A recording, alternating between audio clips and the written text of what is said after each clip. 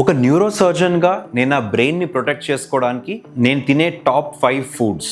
Number 1 కొబ్బరికాయ, coconut లో MCTs అంటే మీడియం చైన్ ట్రైగ్లిసరైడ్స్ అని చెప్పి ఒక కంపౌండ్ ఉంటుంది. దీంతో మన బ్రెయిన్ ఎనర్జీ అనేది బూస్ట్ అయ్యి మన మెమరీ ఇంప్రూవ్ అయ్యే ఛాన్స్ చాలా ఎక్కువ. నంబర్ 2 గార్లిక్, వెల్లుల్లిపాయలో యాంటీ ఆక్సిడెంట్స్ ఇంకా యాంటీ ఇన్ఫ్లమేటరీ కంపౌండ్స్ ఫుల్ గా ఉంటాయి. దీంతో బ్రెయిన్ ప్రొటెక్షన్ మరి బ్రెయిన్ కి బ్లడ్ సప్లై పెరిగే అవకాశం చాలా ఎక్కువ అని చెప్పి స్టడీస్ చెప్తున్నాయి.